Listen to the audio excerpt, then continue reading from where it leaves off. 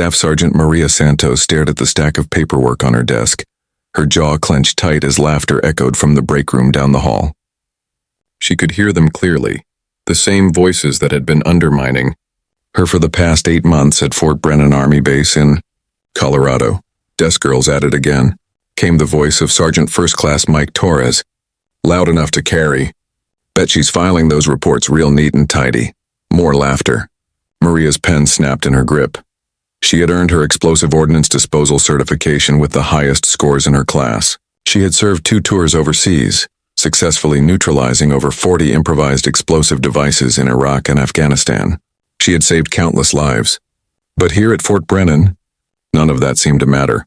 All they saw was a 5'4" Hispanic woman who had been assigned to administrative duties while the real soldiers handled the dangerous work. Maria stood up from her desk, her combat boots silent on the polished floor as she walked to the window overlooking the training grounds. Outside she could see the EOD team running drills, the same team she should have been leading. Instead, she was stuck processing incident reports and supply requests. The irony wasn't lost on her. Staff Sergeant Torres, the loudest voice in that break room, had barely passed his EOD training. His hands shook every time he had to cut a wire. But he was 6'2", broad-shouldered, and had the right connections. That was enough for Colonel Henderson, the base commander who still believed that bomb disposal was man's work. Santos. The sharp voice of Master Sergeant Kelly rang out across the administrative office. "Conference room now." Maria straightened her uniform and walked to the conference room, where she found Colonel Henderson standing beside a projection screen showing satellite images of downtown Boulder, just 20 miles from the base. "We have a situation," Henderson began without preamble. "Domestic terrorism threat in Boulder. Someone called in a bomb at the federal courthouse. Local PD evacuated the building, but they need our EOD team for assessment and disposal." Maria felt her pulse quicken. This was real. This was what she had trained for. "Torres is leading the response team," Henderson continued, and Maria's heart sank. "I need you to coordinate communications from here and maintain contact with Boulder PD." "Sir," Maria said carefully, "with respect, I have more field experience than Sergeant Torres. I've handled similar devices in combat situations." Henderson's expression hardened. "Santos, your job is admin support. Torres has been running our EOD operations for 6 months without incident. I'm not changing protocols now." The word incident hung in the air like acid. Maria knew exactly what he meant. 6 months ago, there had been an incident during a training exercise, a miscommunication that could have been deadly. Torres had panicked, frozen up completely when faced with a complex training device. Maria had stepped in against orders and safely neutralized the device in under 3 minutes. Instead of being commended, she had been quietly reassigned to administrative duties for failing to follow proper chain of command. Torres had been promoted. "Understood, sir," Maria replied, her voice steady despite the fire burning in her chest. 20 minutes later, she watched from the command center as Torres and his team loaded into their vehicles. Through the radio chatter, she could hear the tension in Torres's voice as he received updates from Boulder PD. Multiple witnesses. "Saw a man leave a package in the courthouse lobby," came the voice of Detective Williams from Boulder.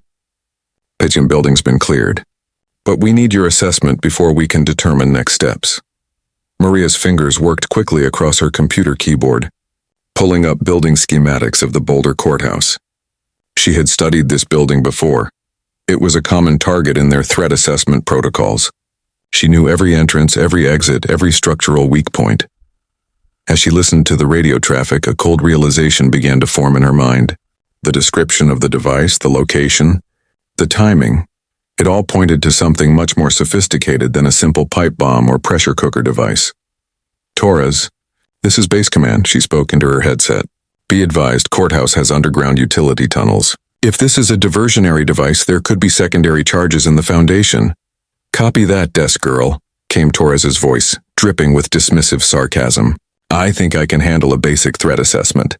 But Maria's blood ran cold as she pulled up the courthouse's original construction blueprints from 1952. There, clear as day, were the underground tunnels she had mentioned. But more importantly, she could see something that made her stomach drop. The main gas line ran directly under the lobby where the device had been placed. She grabbed her radio again. "Torres, listen to me." The main gas line, Santos, Colonel Henderson's voice cut through the radio. Maintain radio discipline. Torres is the lead on this operation. Maria watched the live feed from the courthouse on her monitor, her hands trembling as Torres and his team approached the building. She could see the package clearly now, a metal briefcase placed precisely in the center of the lobby. Too precisely. This wasn't random. Someone who knew that building, knew those blueprints, had placed that device in the exact spot where maximum structural damage could be achieved. And if her suspicions were correct, this wasn't just a bomb, it was a test. The radio crackled again. Base Command, this is Torres. I'm looking at the device now. Appears to be a standard briefcase bomb. I'm going to approach for initial assessment. Negative. Maria shouted into her headset before she could stop herself. Torres, do not approach that device. The placement indicates knowledge of structural vulnerabilities. This could be Santos. Henderson's voice boomed through the command center. You are relieved of communication duties. Report to my office immediately. But Maria didn't move. She couldn't.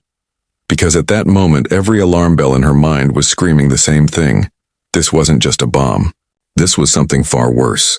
And Torres was walking straight into a trap that would not only kill him and his team, but could bring down half the courthouse and potentially trigger a gas explosion that would level the entire block.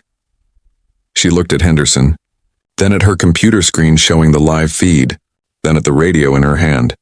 Everything she had worked for, everything she had sacrificed came down to this moment. She could follow orders, stay silent, and watch good soldiers die, or she could risk everything to save them. The radio crackled one more time. Base Command, I'm at the device. Beginning initial assessment now. Maria closed her eyes, took a deep breath, and made her choice. Maria's finger pressed down on the radio transmit button. Torres, stop. Do not touch that device. Her voice cut through the static like a blade. The briefcase is positioned directly over the main gas line. If that's a shaped charge, you're looking at a potential city block evacuation. The command center fell silent. Colonel Henderson's face turned red with fury, but before he could speak, Torres's voice crackled back through the radio, uncertainty creeping into his tone. What? What do you mean, shaped charge? Maria ignored Henderson's burning glare and continued, her years of combat experience taking over. Look at the positioning, Torres. It's not random. Whoever placed that device knew exactly where to put it for maximum structural damage. The blast pattern would direct downward into the gas line. Through the live feed, Maria could see Torres step back from the briefcase, his confidence visibly shaking. She knew that look. She had seen it during the training exercise 6 months ago.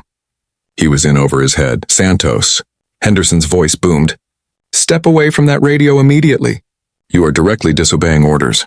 But Maria's attention was fixed on her computer screen, where she was rapidly pulling up gas line schematics and blast radius calculations. What she saw made her blood freeze. Sir, she said, turning to Henderson, if I'm right about this device, we're not just talking about the courthouse. The gas line explosion could take out the entire federal district. The FBI field office, the IRS building, the post office, everything in a 3-block radius. Henderson stormed over to her workstation. You're making assumptions based on paranoia, Santos. Torres is a qualified EOD specialist who has never seen combat. Maria shot back, her voice rising. Sir, I've defused devices like this in Fallujah. The precise placement, the choice of location. This isn't some amateur with a grudge. This is military-grade planning. The radio crackled again, and this time Torres's voice was tight with panic. Base Command. I'm seeing multiple wires here. This doesn't match any of the training scenarios. Maria looked at the live feed and felt her worst fears confirmed. Through the camera, she could see inside the partially open briefcase. The device was far more complex than anything they had trained for at Fort Brennan. Multiple timer circuits, what appeared to be anti-tampering mechanisms, and worst of all, a secondary trigger system that she recognized from her time overseas. Henderson, she said urgently, I need to get out there. Torres doesn't have the experience for this level of sophistication. Absolutely not. You're already facing disciplinary action for saving lives? Maria's voice cut through his protest. Sir, with respect, this isn't about protocol anymore. This is about preventing a catastrophe. The radio erupted with chatter as Torres's team began reporting what they were seeing. The more they described, the more Maria's certainty grew. This was a device designed by someone with advanced military training, possibly foreign military training. "Base command," came Torres's shaky voice. I think there might be a secondary device. I'm seeing what looks like a remote detonator." Maria's heart stopped. Remote detonator meant someone was watching, waiting. It meant this was an active threat, not a timed device they could simply wait out. "Torres, get your team back," she shouted into the radio. "If there's a remote trigger, someone has eyes on that building right now." "Santos, that is enough." Henderson reached for the radio, but Maria stepped back. "Sir, please, look at the technical readouts. This device is beyond our standard protocols. It's beyond anything Torres has encountered. I've seen devices like this in Ramadi. They're designed to kill bomb disposal teams." For the first time, Henderson hesitated. Maria could see doubt creeping into his expression as he looked at the live feed showing Torres crouched nervously beside the increasingly complex device.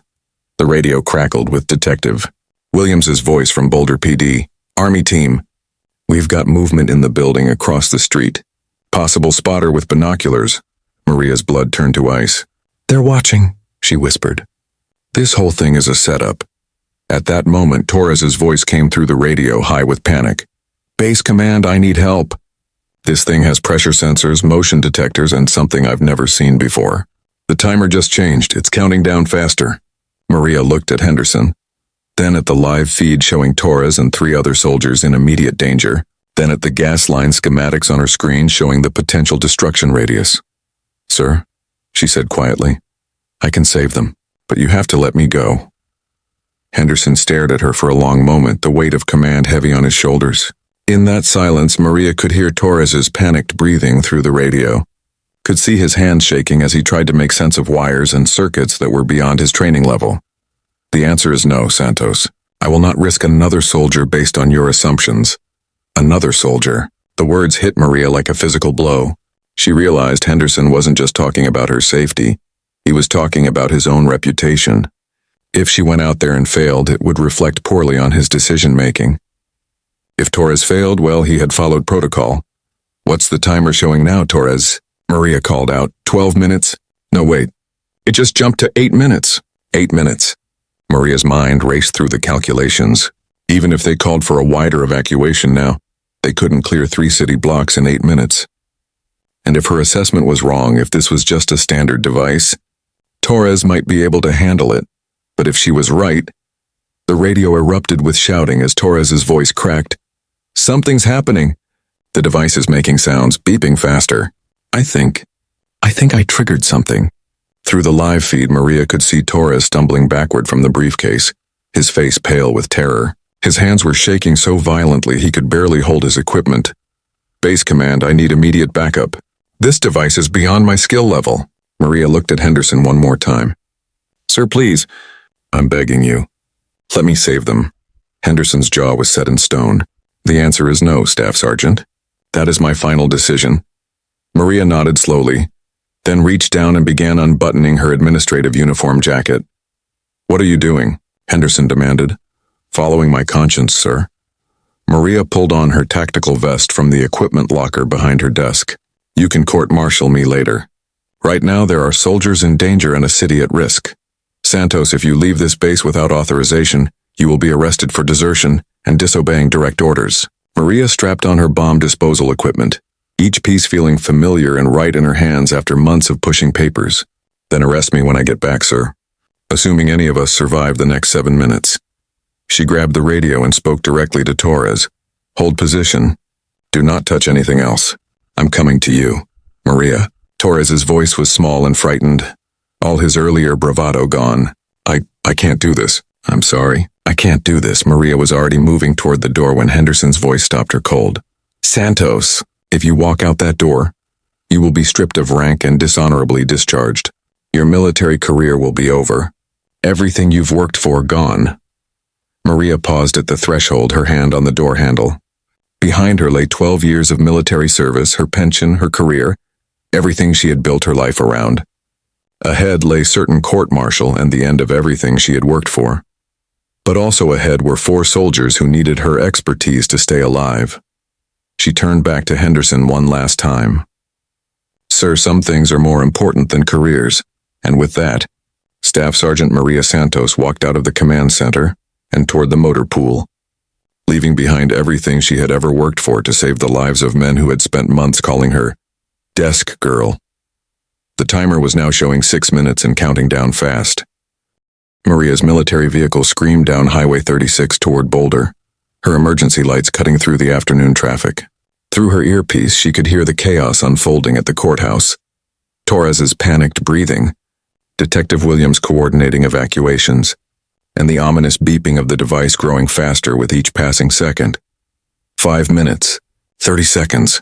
Torres's voice crackled through the radio, barely controlled terror evident in every word. Maria, whatever you're going to do, you need to get here now. Maria pressed harder on the accelerator, her knuckles white against the steering wheel. Behind her, she knew Colonel Henderson was probably already preparing her court-martial paperwork. Ahead of her, 4 soldiers were counting down their final minutes unless she could do something Henderson believed was impossible. Torres, I need you to describe exactly what you see, Maria commanded, slipping back into the authoritative tone she had used countless times in combat. Forget everything you think you know about standard devices. Tell me every wire, every component, every detail. Okay. Torres struggled to steady his voice. There's a main circuit board, looks military grade. Multiple colored wires, red, blue, yellow, green, and black. There's a digital display showing the countdown, but there's also what looks like a pressure sensor underneath the briefcase. Maria's heart sank. Pressure sensor meant the device was designed to detonate if moved. What about the secondary trigger you mentioned? There's a small antenna, maybe 6 inches long, attached to a separate component. And Maria, there's something else. The whole device is sitting on what looks like a metal plate with holes drilled in it. Metal plate with holes. Maria's blood went cold as recognition hit her. She had seen that exact configuration before, in a bombed-out building in Mosul. It was a directional charge system, designed to focus the blast downward with devastating precision. Torres, listen to me very carefully, Maria said as she took the exit toward downtown Boulder. You're looking at a military-grade shaped charge designed to penetrate reinforced concrete. This isn't just about the gas line anymore. That device could punch through 6 feet of foundation. Through her earpiece, she heard one of Torres's team members, Corporal Johnson, whisper, 6 feet? But that means it goes all the way down to the main utility tunnel, Maria finished grimly. Gas, electrical, water, communications. If this device detonates, it won't just level the courthouse. It'll take out infrastructure for half the city. She could see the courthouse now, surrounded by police cars and evacuation vehicles. The federal district was in chaos with thousands of people streaming away from the buildings. But Maria's attention was focused on something else. A black sedan parked 3 blocks away with a clear line of sight to the courthouse. Detective Williams. Maria called over the radio as she pulled up to the police perimeter. I need immediate surveillance on a black sedan, Colorado plates, approximately 3 blocks north of the courthouse. Possible spotter vehicle. Copy that, Williams responded. We've got units moving to that location now. Maria parked and grabbed her bomb disposal kit, the familiar weight of her tools providing comfort in the chaos. As she approached the courthouse, she could see Torres and his team huddled near the entrance, their faces pale with stress and fear. 4 minutes. 10 seconds, Torres called out as she approached. Maria knelt beside the briefcase and felt her worst fears confirmed. This wasn't just sophisticated, it was professional. The kind of device that required months of planning and military-grade explosives that weren't available to typical domestic terrorists. Torres, get your team back to minimum safe distance, she ordered, pulling on her protective gear. This device has anti-tampering measures I've only seen in Iraq and Afghanistan. But the timer is secondary, Maria cut him off, studying the intricate web of wires and circuits. See this small component here? That's a motion sensor. And this one is a vibration detector. This device is designed to kill whoever tries to defuse it. As she spoke, Maria's trained eye picked out details that confirmed her growing suspicion. The components were too precise, too professional. The person who built this had military training, specifically explosive ordnance training. Maria. Torres's voice was quiet now, filled with a respect that had been absent for months. I'm sorry. For everything. For the way we treated you, for not listening. I should have known you were right. Maria didn't look up from the device as she began her assessment. Save the apologies for when we're all alive, Torres. Right now I need absolute silence while I figure out how to beat this thing. 3 minutes, 40 seconds. Maria's hands moved with practiced precision as she examined each component. The primary trigger was the timer, but there were multiple backup systems. The pressure sensor would detonate the device if it was moved. The motion sensor would trigger if anyone approached too quickly, and the vibration detector would respond to any attempt to cut into the briefcase itself. But as she studied the device more closely, Maria began to see something that made her blood run cold. The components weren't just military grade, they were American military grade. Specifically, they matched components used in U.S. Army EOD training devices. "Detective Williams," she called over the radio, her voice tight with a terrible realization. "I need you to run a background check on anyone with EOD training who has left the military in the past 2 years. Focus on dishonorable discharges or disciplinary actions, roger that. Any particular reason?" Maria stared at the device, pieces of a horrifying puzzle falling into place. "Because whoever built this device knows our protocols. They know exactly how we train, how we think, how we approach bomb disposal. This isn't foreign terrorism. This is domestic and it's personal." 3 minutes. Her hands worked quickly, tracing wire patterns and identifying components. The device was elegant in its deadliness, a masterpiece of destructive engineering that would have taken months to plan and build. But more importantly, it was designed specifically to kill American EOD specialists using their own training against them. "Maria," Torres called out urgently. "The spotter vehicle, it just moved." Maria looked up to see the black sedan slowly driving away from its surveillance position. Whoever was watching had seen enough. They knew an expert was now working on their device, and they were preparing for the final phase of their plan. "Williams, do not let that vehicle leave the area," Maria shouted into her radio. "The driver is our bomber." But even as she spoke, Maria realized the terrible truth. The sedan was a diversion.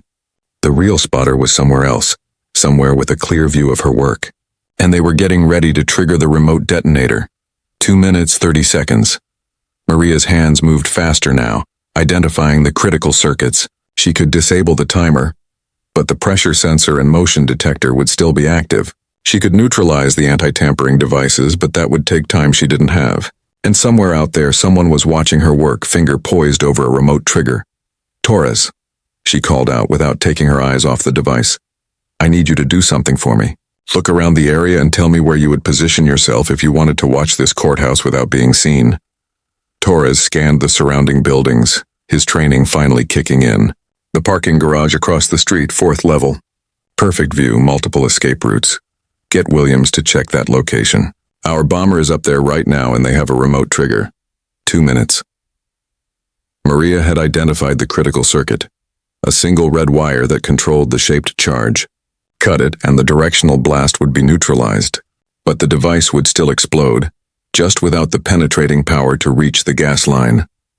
But as she reached for her wire cutters, she noticed something that made her freeze. The red wire wasn't the real target. It was a decoy.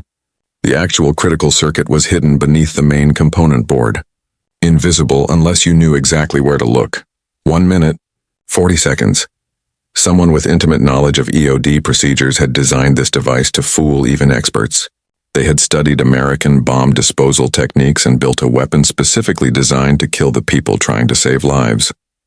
Maria's mind raced as she realized the scope of what she was facing. This wasn't just a bomb. It was a declaration of war against everything she represented. Against EOD specialists, against the military, against anyone who risked their lives to protect others. 1 minute, Torres called out.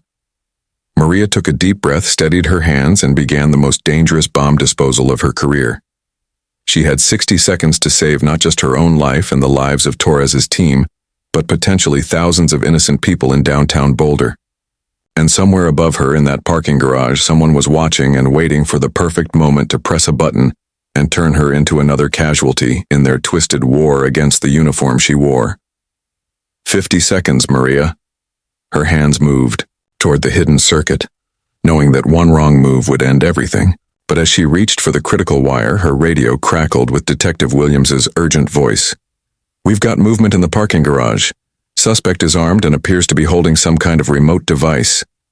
Maria's blood turned to ice as she realized the truth. The bomber wasn't planning to wait for the timer to run out. They were about to trigger the device manually. 40 seconds! Torres shouted as Maria's hands moved with surgical precision toward the hidden circuit board. But before she could reach the critical wire, her earpiece exploded with Detective Williams' voice. Shots fired in the parking garage. Suspect is down, but the remote device is damaged. We can't tell if it's still active. Maria's world contracted to a single point of focus. The device in front of her and the timer counting down. 35 seconds. The remote trigger was unknown, which meant she had to assume it could activate at any moment. Her fingers found the edge of the main circuit board and carefully lifted it, revealing the true complexity of the device beneath. What she saw made her gasp. This wasn't just sophisticated, it was personal. Etched into the metal beneath the circuit board were the words, "For all the real soldiers they ignored." 28 seconds. Maria's blood ran cold as recognition hit her. She knew that handwriting. She had seen it on training reports, equipment requisitions, and incident forms. The bomber wasn't some foreign terrorist or unknown domestic threat.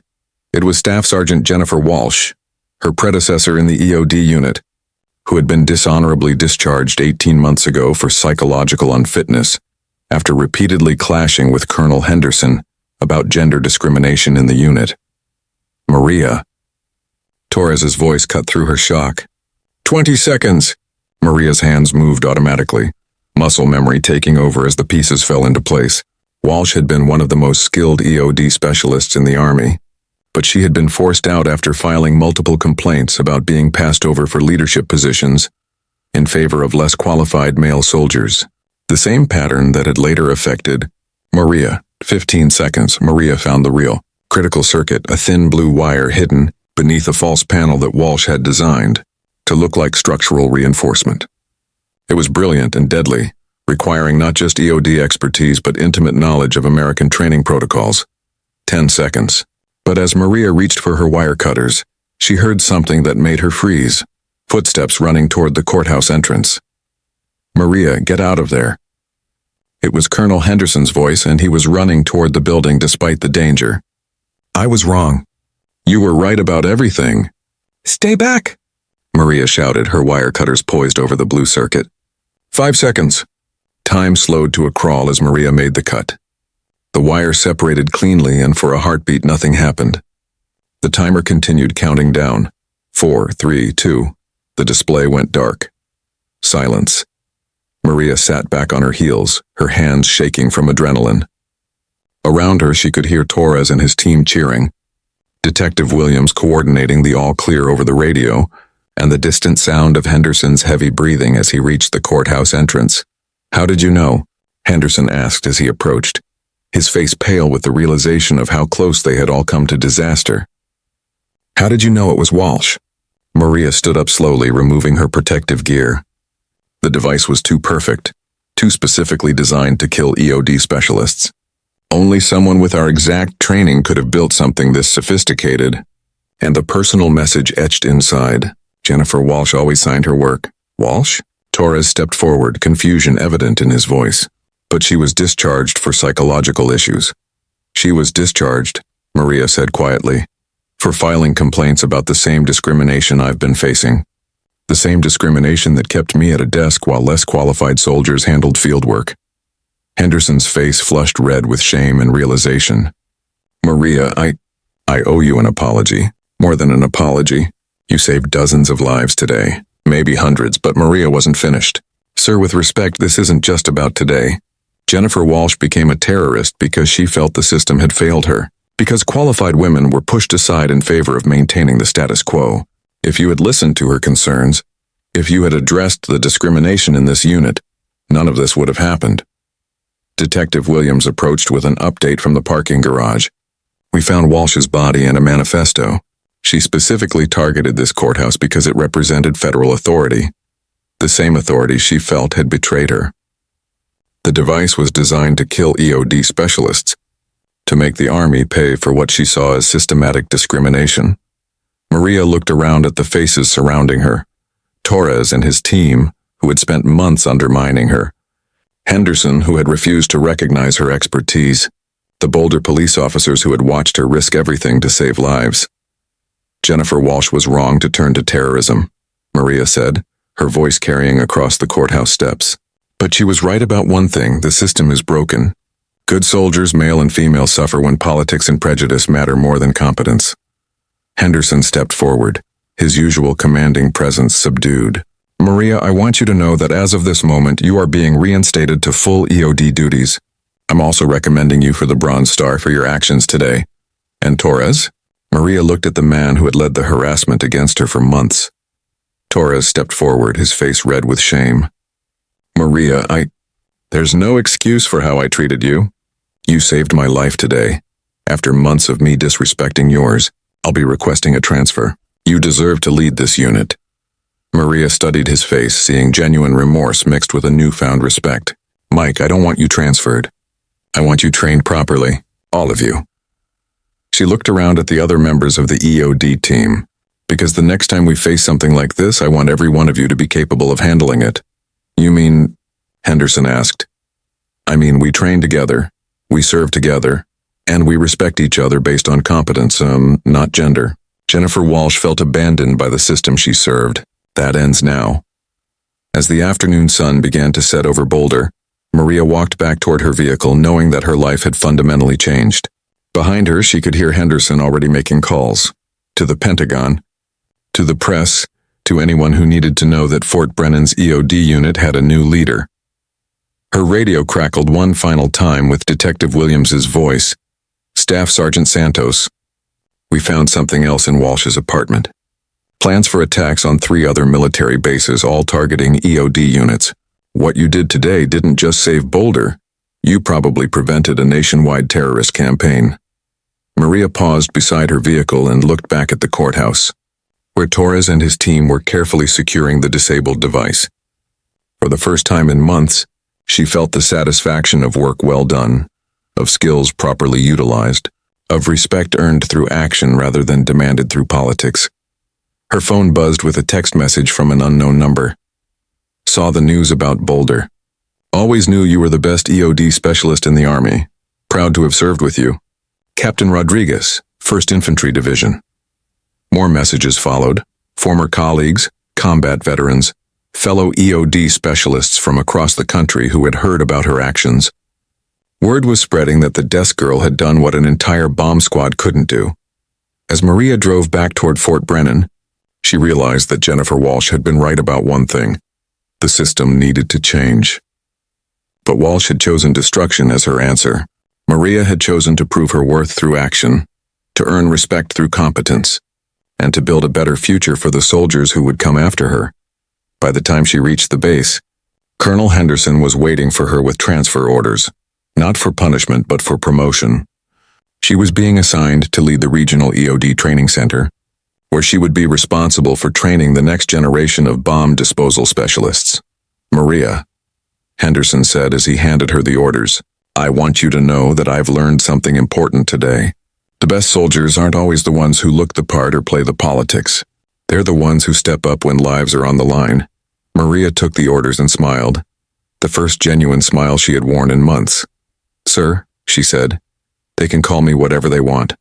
But from now on I prefer Commander Santos. The woman they had called desk girl was finally going where she belonged, to the front lines of training the Army's finest, ensuring that competence would always triumph over prejudice, and that no qualified soldier would ever feel abandoned by the system they served. The bomb had been defused, but more importantly, so had the culture that created the bomber in the first place.